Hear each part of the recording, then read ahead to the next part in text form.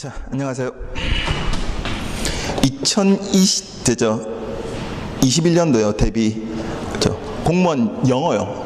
공부 방법론하고 기타 여러분이 알아두셔야 될 기본 내용, 그 다음에 기본적인 최근 기출문제를 놓고 기본적인 내용을 보도록 하겠습니다. 일단 교재요 76페이지 피시고요. 그렇죠? 한번 봐보세요. 책에 있는 거하고 똑같은 거니까요. 일단 시작을 한번 해볼게요.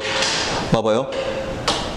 책에도 똑같은 개념이 있고 표만 약간 달라요. 공무원 영어 시험에 출제 분포와 경향이 있습니다. 일단 맨 처음에 들어가실게요. 여러분 전체 5과목 중에서 영어요. 조금 조심하셔야 됩니다. 영어는요, 외국어입니다. 그러니까 다른 공부와 달리요, 외국어란 정의를 잃어버리시면 됐어요. 다른 과목의 공부와 등치시키시면 굉장히 위험해집니다. 두 번째요, 여러분이 하실 이 영어인 외국어 공부는 시험입니다. 무슨 말이냐면 시험에 영어를 하셔야 된다는 거죠. 그러니까 영어를 배우면서 여러 가지를 할 수 있는데 여러분은 봐봐요. 지금부터 시험 볼 때까지 공부를 하셔서 시험에서 좋은 성적을 내서요, 경쟁자들보다 더 나은 총점을 가지고 합격하는 시험입니다. 맞죠? 그러니까 결론은 여기로 귀결돼야 되는 겁니다. 안 그러면 이런 거죠. 봐봐요. 막연히 영어 이러면 엄청난 양을 가지고 있고요. 어떤 걸 해야 될지 모르는 거예요. 그리고 이게 외국어란 걸 모르면 다른 여러분 봐봐요. 국사나 사회나 행정학, 행정법하고 잘못 등치시키면 그냥 공부는 막연히 열심히 해야지 이러면 영어의 실력이 안 붙습니다. 됐죠? 그 다음 봐봐요. 시험의 영어란 걸 망각하시면요, 공부 기간 내내 힘들어집니다. 왜냐하면 시험 말고도 외국어는 많으니까요. 맞죠? 이건 영원히 잊어버리지 마셔야 됩니다. 시험을 다 보고요, 됐어요? 끝나고 합격자가 발표될 때까지. 이거를 벗어나면 나는 공부를 하는데 잘못된 공부를 할 수 있습니다. 실제 학생들 중에 굉장히 많습니다. 제가 말하는 건 시험에 나오는 것만 하라 이런 소리는 아니에요. 그 말은 무슨 말이냐면 보통 제가 수업 시간에 잘 쓰는 데서 말이 있는데 잘 봐봐요. 여러분은 안다의 기준을 바꾸셔야 됩니다. 특히 저랑 만약 영어를 하시면 잘 봐봐요. 여러분의 안다의 기준은요, 봐봐요. 그냥 안다 아니에요. 막연하게.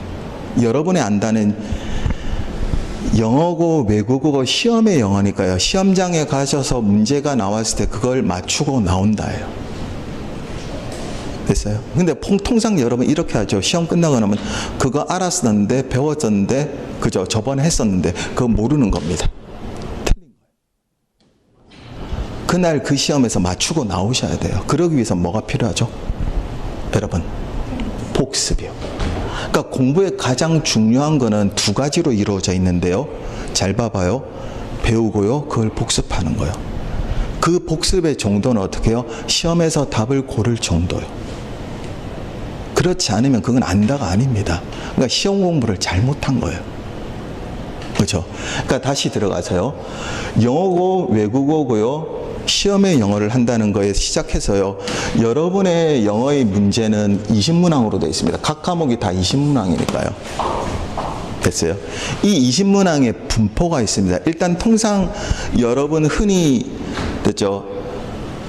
여기 공무원 수험과 말고 다른 데서 배우는 영어에서 리스닝인데 리스닝 개념은 없습니다. 여기서는. 왜냐하면 시험을 됐죠? 짧은 시간 안에 간소하게 봐야 돼요. 안 그러면 길게 오래도록 보게 되면 번거로워지잖아요. 절차가. 그리고 굉장히 많은 수험생이요, 10만 넘는 수험생들이 한 번에 시험을 봅니다. 그러면 절차가 복잡해지니까요, 되도록이면 간소화시키고 그 간소화시킨 데서 모든 걸 물어봐요. 그래서 어떻게 보면 일반적으로 얼핏 봐서는 굉장히 단촐하고 쉬워 보이는데 아니요, 전 영역 20문제 다 들어가 있습니다. 리스닝을 제외한. 그래서 보통 분포가 어떻게 되냐면요, 독해가 절반입니다. 통상은요. 그래서 통상 10문항 정도요. 그 다음에 어법, 문법이라는요, 어법이 보통 4문항 정도요. 그 다음에 어휘, 수거관용구, 비유적 표현을 포함한 게 4문항이요. 그 다음 회화문요. 그래서 두 문항으로 보통 평균적으로 그럽니다. 이게 조금씩 됐어요. 연도에마다 달라지는 경우가 있습니다. 이게 최근 국가직하고 지방직이요. 몇 해 전까지 그제작년까지는 서울시 시험이 따로 있었는데 이제는 없어지고 지방직 안으로 들어왔으니까요. 이게 최근의 분표입니다. 대부분 비슷비슷한데요. 독해가 하나 더 많아질 때도 있고요. 됐어요? 독해가 하나 더 많아지면 당연히 어느 한쪽이 줄게 돼 있습니다. 그죠? 또다시요. 독해가 줄 때도 있습니다. 어느 쪽이 유리하냐 불리하냐는 없습니다. 그러니까 보통 이 분포를 이뤄요. 그 다음 이 분포를 이룰 때 가장 잘못된 것 중에 하나가 이런 거죠. 오, 독해가 되게 많이 나오네. 그럼 독해에서 점수를 따고 나머지는 내가 힘들어하는 거 있으니까 그거는 조금 못해도 되겠지. 아니요. 이거 전반적으로 실력이 향상돼야 되고요. 여러분이 받으셔야 할 점수가요. 만만치 않은 점수입니다. 일단은 잘 봐봐요. 이렇게 놓고 여러분이 목표로 하셔야 될 점수가 있습니다. 조금씩 차이 나고요. 해마다 차이 납니다. 왜 그러냐면 해마다 국가직이냐 지방직이냐에 따라서요. 문제의 난이도 다릅니다. 천차만별입니다. 네. 그러니까 예측도 불허해요. 근데 간단합니다. 얼마 전에 치러졌던 지방직 시험요. 연기되다가 치러진 거고요. 국가직이 연기된 거거든요. 올해 코로나 사태 때문에 아마 출제 쪽에서요. 아마 의도한 것 같습니다. 약간 쉽게 내기로. 그래서 전 과목이 쉬웠는데요. 영어요. 사상 초유로 쉬웠습니다. 그럼 모두 점수가 높으냐고? 그렇진 않아요. 쉬워지면 공부 잘하는 학생들이 무조건 불리해집니다. 근데 다시는 그러지 않을 겁니다. 왜 그래요? 시험을 한번 치렀었죠. 그러면 봐봐요. 아주 극단적 상황이 아니면 코로나 상황에서도 코로나19 상황에서도 시험을 돼서 볼 수 있는 모범이 있었거든요. 그럼 그 다음부터는 어떻게 계속 시험은 치러질 겁니다. 그죠? 그러니까 다시 시험을 쉽게 내지는 않을 거란 뜻이에요. 그렇다고 해서요. 이번이 초유로 쉬웠던 거지 이전에 쉬운 적이 없냐? 있습니다. 몇 년에 한 번씩 쉽기도 하고 굉장히 어렵기도 합니다. 작년 지방직 같은 경우는 상대적으로 굉장히 어렵습니다. 소위 말하는 경제에서 말하는 기저효과 때문에 이번 시험이 돼서요. 더 쉬워 보일 수도 있습니다. 실제로. 근데 조금 조심하셔야 되는데요. 통상 좀 차이는 있는데요. 국가직하고 지방직 놓고 비슷비슷하거든요. 합격자들 대상으로. 국가직은 일반 행정직은 워낙 적게 뽑기 때문에 좀 높고요. 일반 행정이 지원할 수 있는 다른 직렬까지를 모두 합친다면 합격권 내에 있는 학생들의 점수는 비슷해요. 근데 최근에 통계로 보면 보통 여러분 합격자의 영어 평균이요. 영어 평균이 보통 80은 넘고요. 85보다는 조금 안 됩니다. 보통 82, 3점에서 4, 5점 사이를 왔다 갔다 합니다. 조심하세요. 합격자의 평균입니다. 그러면 예상해 보자고요. 예전에는 보통 한 30대 1에서 40대 1까지 왔다 갔다 했는데요. 최근에는 좀 많이 뽑습니다. 그래서 20대 1이요. 그래서 30대 1을 왔다 갔다 합니다. 지역마다 좀 차이 나요. 부산은 지방직 중에 전국에서 좀 센 편에 속합니다. 작년엔 되게 셌고요. 그 다음 올해는 좀 뽑았으니까 조금 약해질 겁니다. 전통적으로 센 데 있습니다. 대전, 대구 아니고요. 광주 이런데 적게 뽑아요. 시험은 많이 보고 고득점자가 많이 분포합니다. 전멸합니다. 그 대신 인접지역인 충남 이런 데가 많이 뽑기 때문에 거기는 어떻게 해요? 그 도움을 받기도 합니다. 근데 부산 같은 경우는 대부분 부산에서 보려고 해요. 인접지역으로 가는 게 아니고 부산 학생들 고집이죠.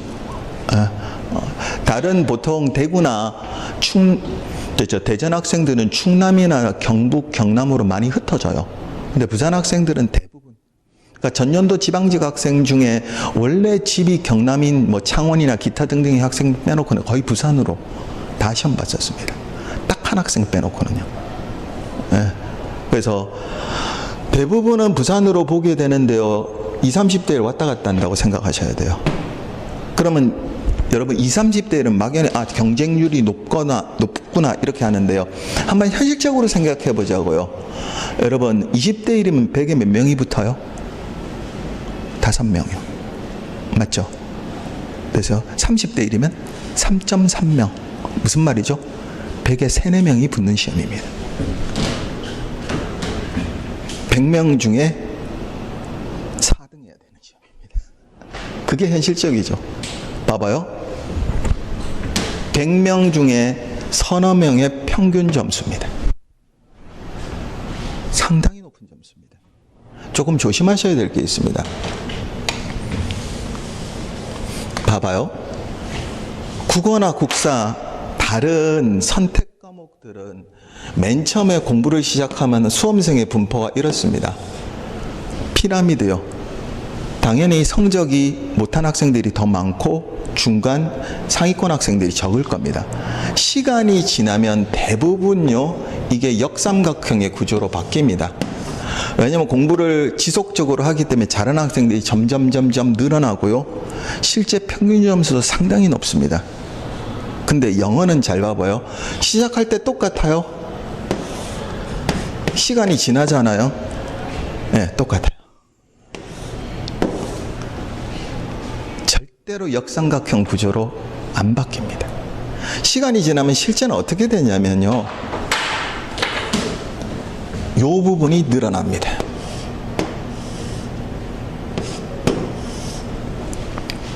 무슨 말이요? 중상위권부터 합격권에 있는 점수대 학생들이 조금 늘어나요. 그러니까 국어나 국사나 다른 여타 과목들처럼 생각하고 공부했다가는 큰 코 다칩니다. 그죠? 그 말은 무슨 말이냐면 봐봐요. 나는 이렇게밖에 못해요. 차곡차곡 올라갈 거예요. 그렇게 안 돼요. 그래서 영어는 원칙적으로 잘 봐봐요. 여기 있건요. 하위권이든 중위권이든 생각보다 빠른 시간 내에 일로 올려야 됩니다. 그렇지 않으면 공부를 지속하지 못합니다. 굉장히 어려워서요. 그죠? 그 다음 조금 더 하나만 생각을 바꾸자고요. 지금 하고 있는 게요, 뭐냐면 잘 봐봐요. 시험의 영어고요. 시험에 대한 사고를 바꾸자는 거예요. 공부. 안 그러면 여러분이 기존에 갖고 계신 게 맞는 게 되게 많은데요, 오해하고 있는 게 있습니다. 그 오해하는 걸 가지고 고집을 계속 부리잖아요. 그럼 수험 기간 내내 먹을 겁니다. 그리고 성적 향상도 안 돼요. 다른 과목하고 달라서요. 굉장히 위험해집니다. 근데 보통 학생들 중에 고집 센 학생들요, 아무리 타일러도요, 안 듣습니다. 왜요? 이때까지 그렇게 쭉 갖고 왔거든요. 그럼 바꿔요, 안 바꿔요? 안 바꾸잖아요. 근데 봐봐요. 이때까지 쭉 그렇게 갖고 왔거든요. 그래서 이미 성적이 올라야 되죠. 그죠? 공부를 잘해야 되죠. 그죠? 잘하고 있지 않다고 생각되면 무슨 생각을 해야 되죠? 아, 내가 뭔가를 잘못 생각하고 있구나, 잘못하고 있구나, 바꿔야 되겠구나, 바꿀 건 맞죠? 있는 걸 버리라는 소리는 아니거든요. 근데 바꿔야 될 걸 안 버리고요, 모셔놓고 있습니다. 안 바뀝니다. 안 바뀝니다. 자, 이렇게 올라가야 되는데 잘 봐봐요. 이 합격권에 있는 점수가 이 점수예요. 그러니까 여러분은 이렇게 생각하세요. 영어의 점수를 80에서 85점으로 놓고 가셔야 됩니다. 안 그러면 떨어집니다. 물론 영어가 70점 받고도 합격하거든요. 그러면 다른 과목에 도움이 필요하겠죠. 평균 점수보다 낮아지니까 합격자, 맞죠? 그런데 만만치가 않아요. 다른 과목을 더 올리는 것도 나중에 고득점으로 점점 다가서면 쓸수록요, 한 문제 더 맞추는 게 되게 힘들어져요. 그러니까 영어에서 격차를 벌리는 게 훨씬 나아요. 됐죠? 이때 또 조금 조심하셔야 됩니다. 20문항 다시요. 놓고요. 시험을 보게 되는데 아까 비율은 설명드렸고요. 저걸로. 비율은 설명드렸고요. 이게 조심하셔야 될 겁니다. 단순하게 분포는 이런데요. 독해는 그냥 10문제 나온다 그랬잖아요. 그 안에 내용을 보면 천차만별입니다. 주제 문제요. 됐어요. 그 다음에 빈칸의 추론, 일치. 됐어요. 뭐 일관성, 논리성, 문제에 따라 비율이 달라지죠. 천차만별입니다. 이 중에 수험생들이 가장 싫어하는 거, 맨 마지막 거요. 순서 배열. 4개나 5개로 쪼개 놓습니다. 그래 놓고 어떻게 해요? 순서를 맞추시오. 좀 이따가 저랑 풀어볼 겁니다. 이걸 제대로 알면 쉽습니다. 모르면 무지하게 어려워집니다. 그 다음 또다시 학생들이 싫어하는 거요. 간단합니다. 빈칸을 채워 넣는 겁니다. 이것도 제대로 알면 쉬운데요. 그냥 막연히 읽어버려요. 그러고 나서 어려워집니다. 잘 봐봐요. 이렇게 되면 어렵다고 소리가 나옵니다. 왜요? 빈칸 문제가 많았으니까요. 근데 적쪽, 얼마 전에 봤던 지방직 시험도요, 이게 적어요. 그래서 쉽다 소리가 나오는 겁니다. 근데 통상은 서너 개가 나오는 게 원칙이에요. 어떻게 나올지는 그날 시험장에서 뚜껑을 열어봐야 하는 거거든요. 그러니까 단정적으로 못 정하는 겁니다. 그죠? 그래서 이 20만 항을 시험을 봐야 되는데 조심하실 건 산술적으로는 봐봐요. 문제당 1분의 시간이 주어지는데요. 여러분 영어를 평균적으로 푸는 시간이요. 그래서 학생들이 대부분 25에서 30분을 두고 풉니다. 그 더 이상은 권해주지 않습니다. 안 좋은 방법이니까요. 그러기 위해선 다른 4과목에서 몇 분을 끌어와야 돼요? 5분에서 10분요. 그러니까 다른 것들은 봐봐요.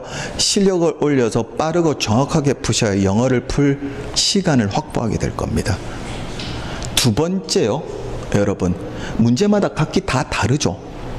풀어 들어가는데 이게 25에서 30분을 풀어서 이 점수를 내기 위해서는 여러분이 주어진 기간요, 보통 적어도 10달에서 12달 이상을 공부하게 되거든요. 조금 더 하는 학생들도 있으면 언제 시작하느냐에 따라 7, 8월 기점으로는 거의 1년 가까이, 그보다 늦게 시작하면 좀 더 짧게, 그 다음에 당연히 5월쯤 시작하면 1년보다 조금 더 길게 공부합니다. 지방직 기준으로는. 그러니까 편차는 분명히 있어요. 근데 대부분은 1년 기준으로 갑니다. 그렇죠? 1년 기준으로 갈 때요, 여러분 생각보다 공부할 수 있는 산술적 시간이 별로 없습니다. 여러분이 생각하기엔 굉장히 긴데, 이게 이제 역설적인데요, 시간은 많이 남았고요, 그죠? 실제로 시간은 무지하게 빨리 흘러갑니다. 그죠? 이때 가장 잘못되는 게 뭐냐면요, 여러분의 공부에 대한 생각이요, 관념 중에 가장 잘못된 부분이 뭐냐면, 여러분은 수능 공부를 제외하고는요, 이때까지 어떤 공부를 하셨냐면 2달에서 2달 반짜리 공부를 하셨어요. 중간 기말고사 같은 공부. 양도 제한적이고 시험 보는 기간도 제한적이고 주어진 양을 밀어붙이는 거니까 체력만 있으면 합니다. 맞죠? 아. 그러니까 중간 기말고사 때 공부를 안 했다, 그건 게으른 겁니다. 그냥 잘하고 못하고는 빼고요. 근데 여러분이 지금부터 하셔야 될 공부는 적어도 1년, 이쪽 저쪽을 놓고요, 아주 오랜 기간 해서요, 그것의 결과물을 가지고 당락을 좌우하고, 죄송한데 굉장히 가치 있는 시험이에요, 평생의 직업을 정합니다. 앞으로 여러분이 평생을 살아갈 굉장히 큰 겁니다. 그죠? 1년 만에 정할 수 있다면 굉장히 좋은 거이기도 합니다. 저도 공무원 수험가에서 오기 전에도 한 10년 넘게 영어를 가르쳤었으니까, 그죠? 맨 처음 와서는 영어만 잘하면 되잖아요. 그냥 영어 선생으로서는 보통 별로 신경을 안 썼거든요. 결혼하고 나서 알았어요. 저희 장인이 공무원이셨거든요. 아, 공무원이셨구나. 그죠? 조심하세요. 여러분이 생각하는 것보다 훨씬 좋을 겁니다. 부자는 안 됩니다. 아주 행복하게요, 인간답게 살 수 있을 겁니다. 그런 직업 별로 없어요, 여러분. 우리나라 현실에서. 앞으로 더 좋아질 거고요. 네, 분명히 욕심내시고요. 이때까지 최근에 합격한 학생들, 작년에도 제 반에서 한 30명 왔다 갔다 하는 학생들이 합격했는데요. 최근에 그래서 몇 명 안 되는 기본반에, 요즘은 코로나 때문에 별로 학생들이 좀 줄었었거든요. 뭐 물론 7, 8월에 좀 늘겠지만은, 그죠? 그 기본반의 학생들 보면 친구들이, 그죠? 합격한 친구들이 밀어 넣어가지고 공부하라 그래서 앉아 있습니다. 그래서 막, 그죠? 부산대 다니는 친구들, 뭐 부경대 다니는 친구들이 하라 그래서 그 친구들이 와서 앉아 있어요. 근데 그 학생들은 친구를 봐서 절실히 느낄 겁니다. 예전하고 전혀 달라요. 삶도 다르고요. 그리고 그런 직업이 별로 없습니다. 욕심 내셔야 되고요. 장기간의 공부니까 여러분 봐봐요. 중간 기말고사 같은 2달, 석 달짜리 공부로 생각하시면 큰일 납니다. 다른 과목은 모르는데요, 영어만큼은. 그러니까 이런 거죠. 제일 잘못된 것 중에 하나가 이런 겁니다. 영어는 매일 공부해야 된다. 거짓말입니다. 매일 공부 안 하셔도 좋습니다. 매일 공부 안 하면 영어에 감이 떨어져서 점수가 안 나오는데 무슨 그런 거짓말이 있어요. 그냥 이틀에 한 번 하셔도 되고요. 뭐 사흘에 한 번은 좀 그래도 중요 과목이니까 난처하겠죠. 이틀에 한 번 하셔도 충분합니다. 제 반에 오셔가지고 공부한 학생들 중에서요, 10년 동안 영어의 영자도 안 꺼내보고 왔다가 시작해서요, 그죠? 1년 수험 기간도 안 되는 기간 중에 돼서 고득점 받고 합격하는 친구도 허다합니다. 그러니까 매일 해야 된다는 그 잘못된 속성에서 벗어나세요. 그건 매일 안 했지, 네가 잘못했어 라고 하는 뭐요? 변명입니다. 누구의 변명이요? 네, 가르치는 선생님의 변명이죠. 학생은 학생들대로 죄책감을 느끼고요. 매일 안 해도 됩니다. 한 이틀에 한 번씩 하셔도 되고요. 힘들면 간혹 가다가 뭐 사흘에 한 번씩 하셔도 됩니다. 제일 중요한 건 뭐냐면 꾸준히 하셔야 된다는 겁니다. 그건 분명해요. 굳이 매일 안 하셔도 좋아요. 그죠? 그러니까 이런 거죠. 제일 잘못된 방법 중에 하나, 매일 열심히 단어를 20단어씩 외우면 나중에 잘 될 거야. 거짓말입니다. 해보셨죠? 지금 남아있는 단어 있어요, 없어요? 없어요. 여러분 잘 봐봐요. 이렇게 1년 단위로 해서 목표치의 시험을 볼 때는 중간고사 단어 외우듯이 못해요. 양도 엄청나기 때문에. 어떻게 하는 거냐면, 잘 봐봐요. 학원 강의가 2달이 중심이니까 2달을 중심으로 해서요, 2달 동안 여러분이 하셔야 될 단어를 일단 하셔야 됩니다. 하시고 배우시고요. 그 다음에 복습하시고, 그 다음 남아있는 기간 동안 그 단어들을 복습하는 겁니다. 원래 장기전에서는 그렇게 하는 겁니다. 내가 마스터해야 될 단어들이 있고요. 그 단어들을 어떻게 한다고 일단 해야 돼요. 그러고 그것을 어떻게 해요? 그리고 나서 복습해 가는 겁니다. 그리고 나서 미진해지만 혹은 다른 과목의 공부 시간이 늘잖아요. 그러면 당연히 어휘의 치중이 덜 되겠죠. 그죠? 그러면 어떻게 돼요? 그걸 또 하는 겁니다. 그렇게 하는 거지 매일 조금씩요? 안 됩니다. 어디까지 해야 되는지, 얼만큼 해야 되는지도 모르고 망망대해를 헤매는 거하고 똑같아요. 그런 거죠. 그럼 2달 동안 누가 마스터해줘요? 제가요. 그 다음에 당연히 범위도 정해드리는 거고요. 그 다음 그걸 외우기 위해서 필요한 것들, 어휘 공부는 단순하게 못합니다. 여러분 보통 2만 어휘가 왔다 갔다 하거든요. 2만 어휘라는 건 2만 어휘를 구사하는 사람들이 쓰는 단어들요. 그 중에서 어휘 시험도 독해지문에도 나옵니다. 여러분 흔히 주변의 친구들은 250 어휘도 안 구사합니다. 그죠? 2만 어휘 중에면 전문 경제지, 그래서 정치, 사회 일반의 기고문들에 나오는 단어들이 2만 어휘입니다. 그죠? 그러니까 그걸 하기 위해서는 모든 게 다 동원됩니다. 소위 말하는 어원도, 혹은 음성학적인 것도, 동의어도 다 동원되고요. 그걸 문제 안에서 됐죠? 단서를 잡아서 푸는 방법론까지 모두 동원되고요. 그걸 외우게 됩니다. 그리고 나서 어떻게 돼요? 그걸 계속해서 복습하게 되는 과정이요. 그렇게 해야 진척도가 있는 거지. 그냥 이렇게 팍 덮어놓고요. 그냥 막연히 하루에 30단어, 하루에 50단어, 안 늡니다. 늘게야 늘겠죠. 그런데 여러분의 합격 목표까지 늘어요, 안 늘어요? 안 늘어요. 그건 학교 때 늘 해봐서 알잖아요. 아침마다 어떻게 해요? 페이퍼 받아가지고 그거 막 열심히 외우잖아요. 그죠? 그리고 나서 시험 보고 나면 어떻게 해요?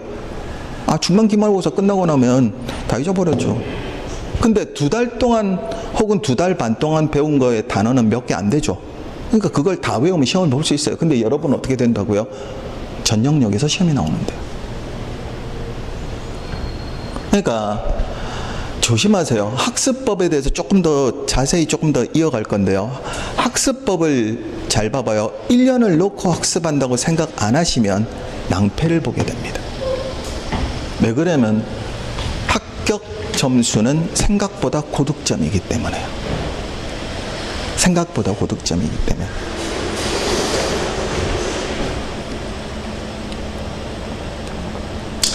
잘 봐봐요. 계획 세우는 걸로 들어갈게요. 그렇죠. 그 다음에 공부법하고 같이 이제 할게요. 이제 공부법을 깊게는 못하고요. 책에 여러분한테 간략하게 소개했는데요. 조금 조심하셔야 됩니다. 크게 3가지로 나눠보자고요. 맨 처음에 어법이요. 문법하는 어법은요. 조심하세요. 단편적인 사항 몇 개를 암기해서 풀 수 있는 경우는 아주 쉬운 경우밖에 없을 겁니다. 그 다음이요. 외운다 그래도요. 봐봐요. 분명히 선생님은 시험 끝나고 나면 여기저기에 있는 선생님들이 됐어요. 학교 다닐 때도 비슷해요.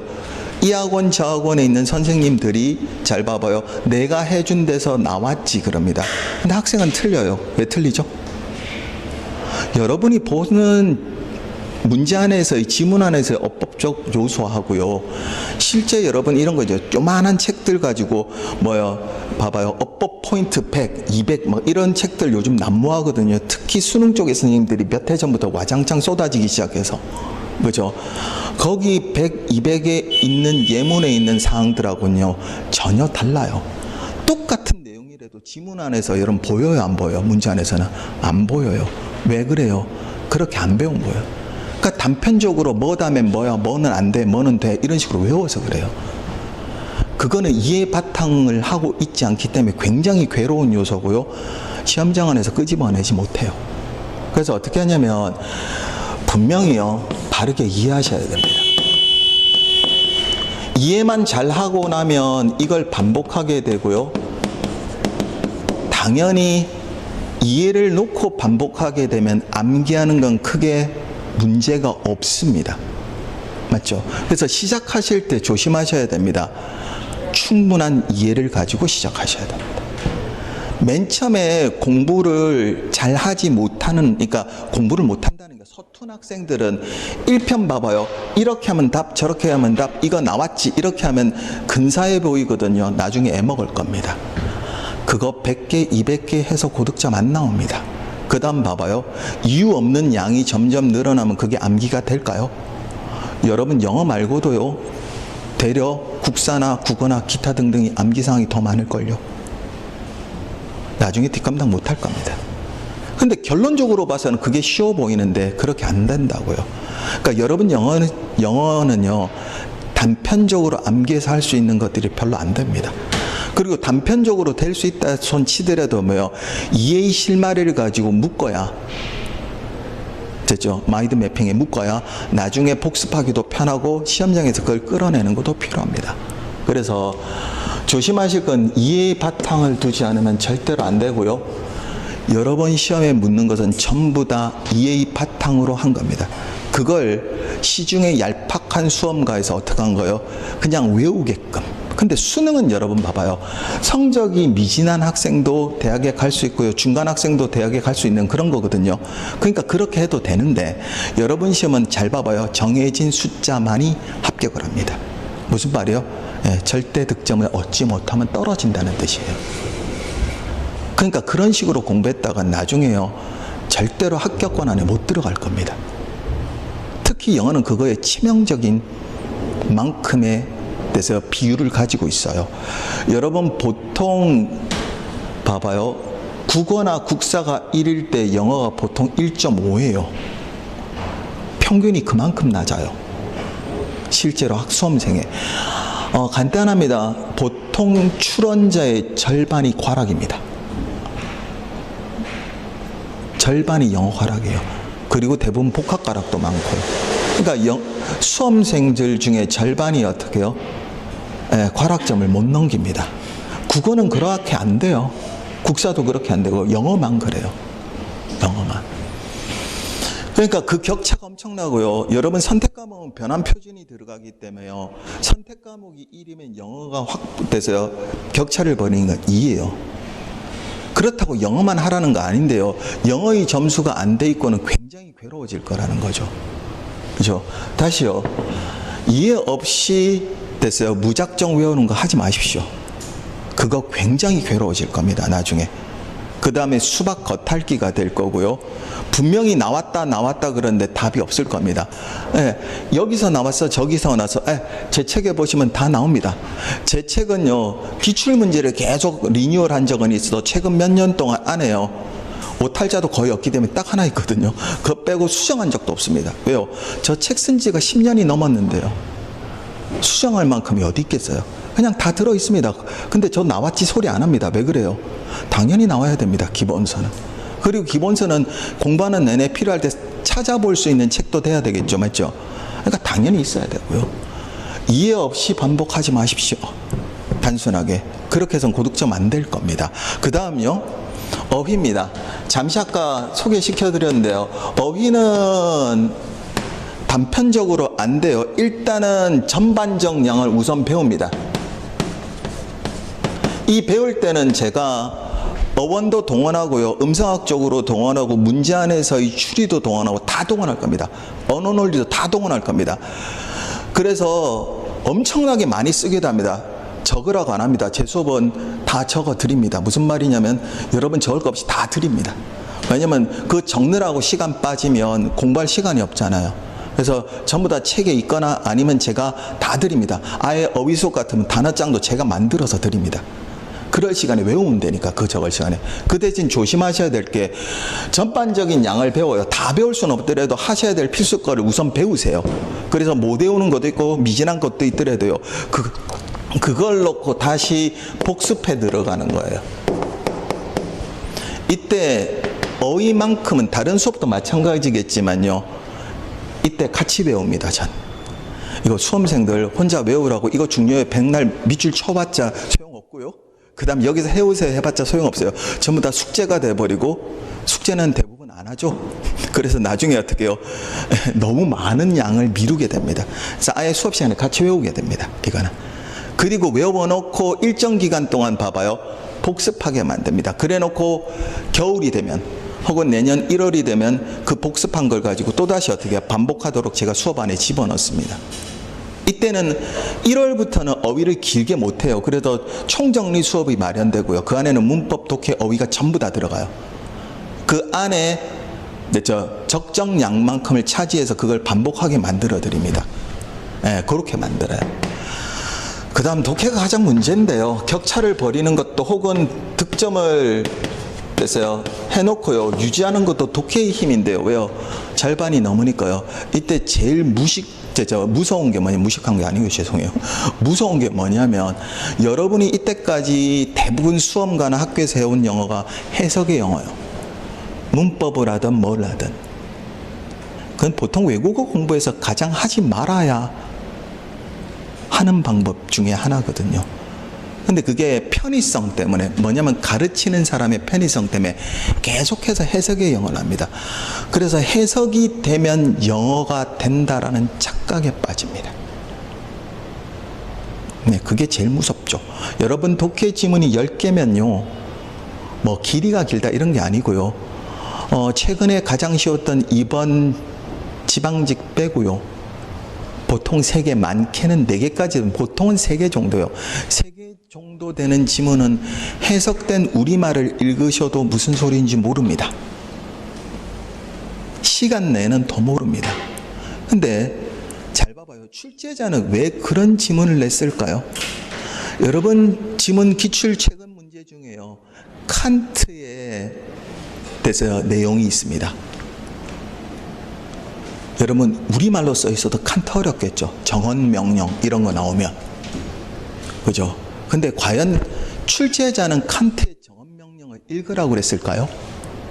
아니요. 그 안에서 뭘 잡으라고요?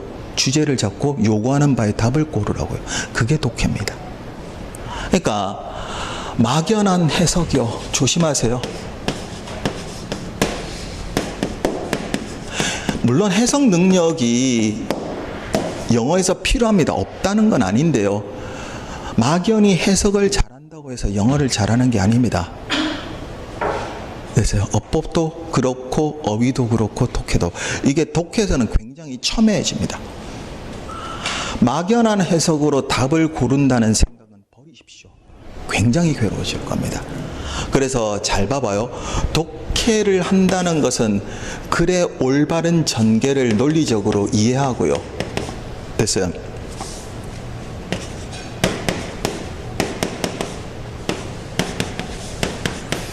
이 논리적 전개 안에서 됐어요, 그것의 바른 답을 구하는 겁니다. 그리고 독해를 복습하는 것은 봐봐요, 모르는 단어를 찾고 해석하고 이런 해석 연습이 아니고요. 차라리 해석은 봐봐요, 어휘나 어법에서 더 요구되고, 특히 어휘에서. 왜냐하면 이건 짧은 지문을 아주 정확하게 해석하지 않으면 오류가 생기기 때문에 그래요.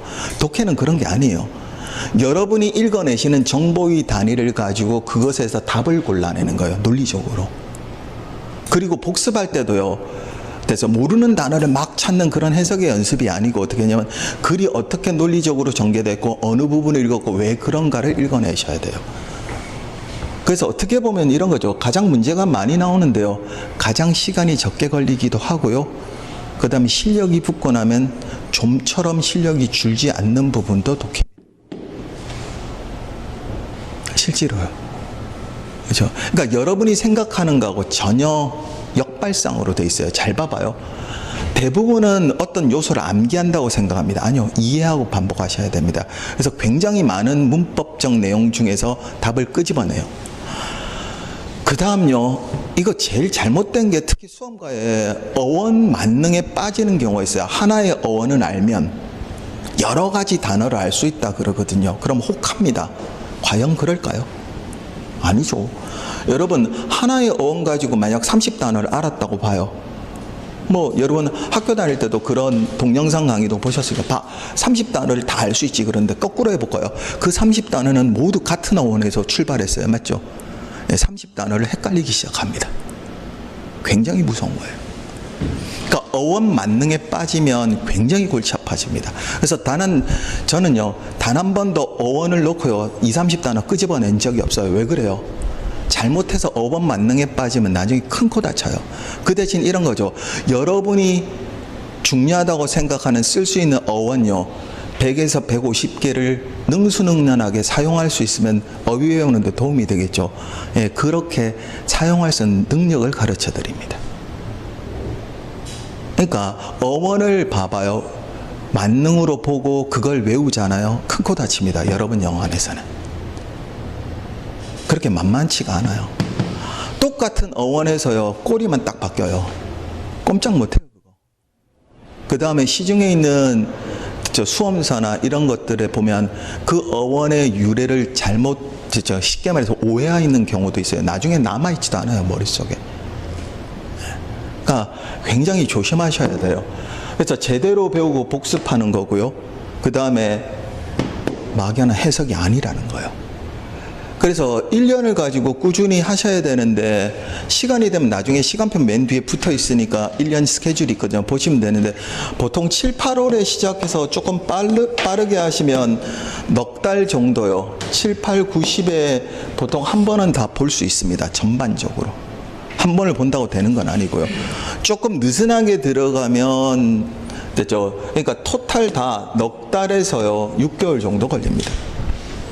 근데 이 사이에 분명히 열심히 하셔서 영어의 승부를 거시는 게 원칙입니다. 무슨 말이냐면 점수를 움직여 놓으셔야 됩니다.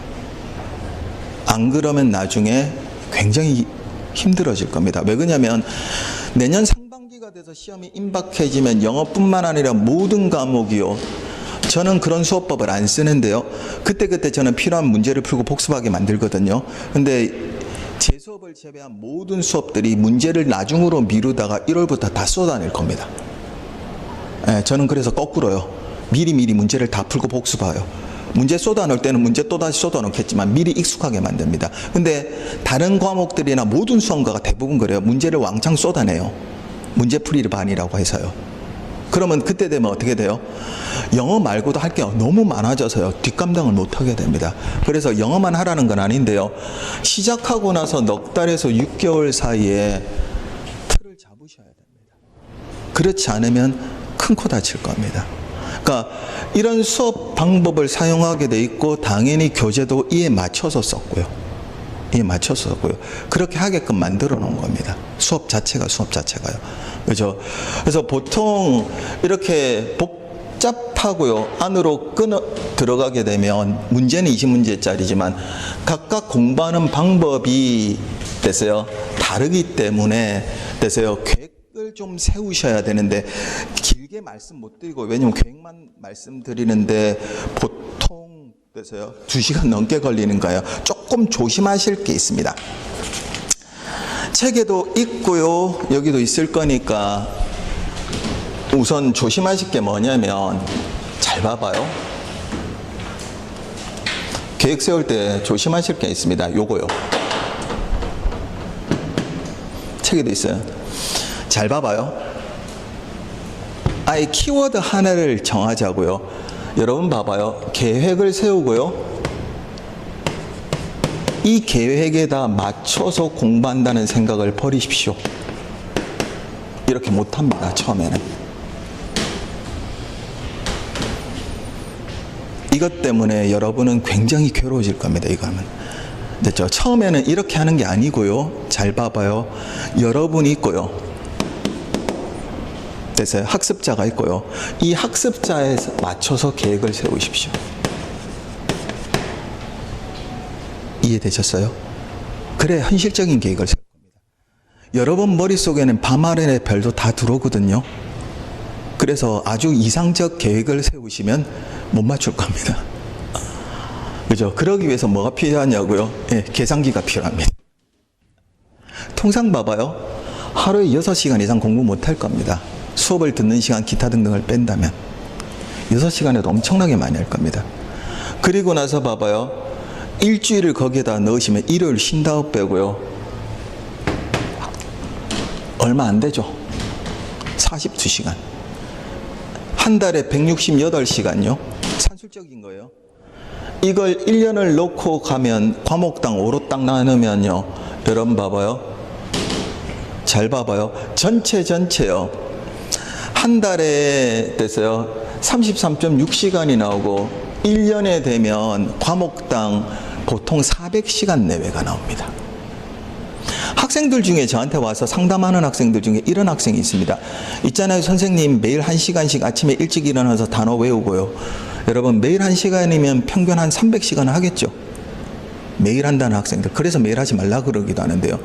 여러분 과목당 산술적으로 400시간 정도가 나오는데 영어 공부 단어만 외우다가 아침에 끝내겠다는 뜻입니다. 무슨 말이에요? 내가 공부할 수 있는 시간을 단 한 번도 계산 안 했다는 뜻입니다. 계획 없습니다. 그냥 막연해요. 그들의 계획은 이런 계획입니다. 몇 시에 일어나고 몇 시까지 공부하고 뭐하고. 초등학교 방학 계획입니다. 아니면 이런 거죠.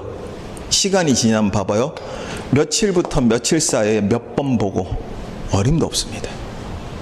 무슨 말이에요? 전부 다 계획에다가 나를 맞추세요.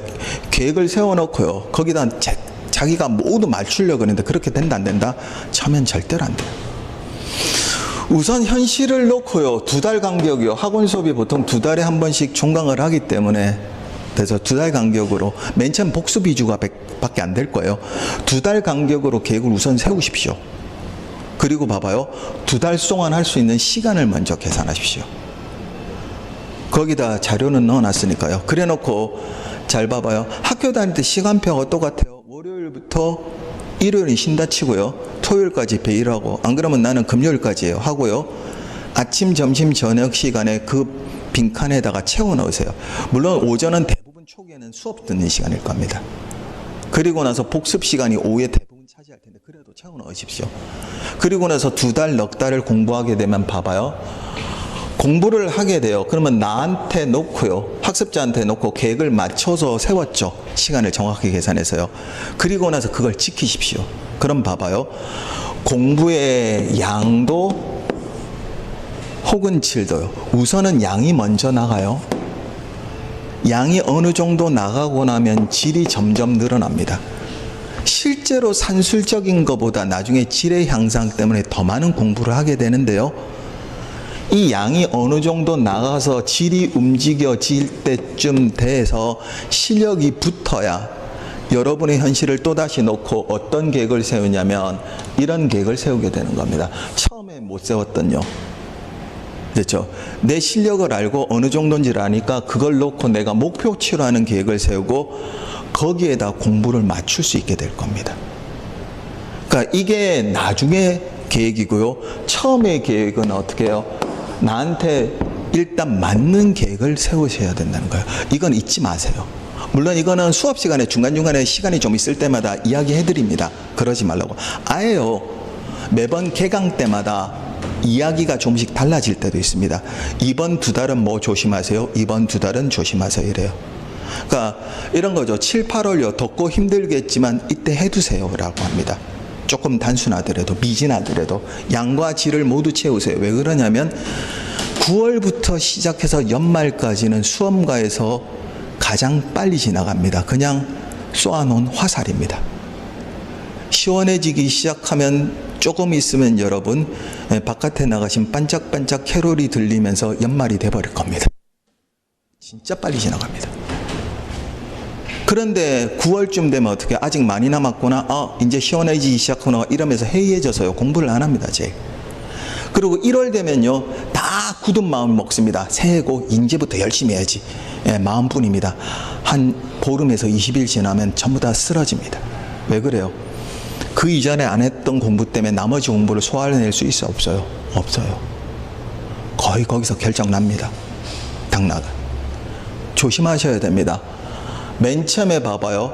나한테 맞는 계획을 먼저 세우고요. 나중에 이상적 계획을 세우세요. 그때 제일 필요한 건 잘 봐봐요. 무턱대고 계획 세우지 마시고요. 정확한 계산을 하세요. 그러니까 스마트폰 옆에 딱 놓고요. 다른 거 꺼내지 마시고 계산기를 열어놓고 계산부터 먼저 하세요. 그리고 나서 정확하게 세우고요. 우선 조급해하지 마시고 2달, 넉 달 수업 듣고 복습하시면서 우선 양을 늘리세요. 공부의 양을. 그리고 질이 점점 따라갈 때 제대로 된 계획을 세우셔도 안 늦습니다. 조금 조심하세요. 무작정 양을 늘려도 안 되고요. 그래서요. 그 다음에 질이 동반되지 않는 그래서 엉뚱한 공부를 해도 안 됩니다. 그래서 이해가 중요하다는 거예요. 전반적으로. 그렇죠? 그래서 그거 조금 조심해 두시고 안에 내용들 점점 읽어 보시면 그렇죠? 그거에 조금 더 구체적 데이터도 있고 그 다음에 내용으로 읽어 보실 수 있으니까 한번 보고요. 전체적으로 우리가 2시간 동안 수업을 하기로 했으니까 잠시만 끊을게요. 제가 아까 말씀드린 것처럼요. 그래 놓고 한 1분만요. 한 30초만 앉았다가 됐어요. 바로 뒤에 조금 넘겨보시면 최근 기출문제 중에서 여러분하고 어떻게 하는 것이 이해고 그 다음에 어떻게 하는 게 제대로 된 독해인지가 80페이지부터 있어요. 거기서 필요한 문제 풀고요. 그렇게 하고 마치는 걸로 할게요. 됐죠? 한 1분만 쉬었다가요. 다시 시작하도록 하겠습니다.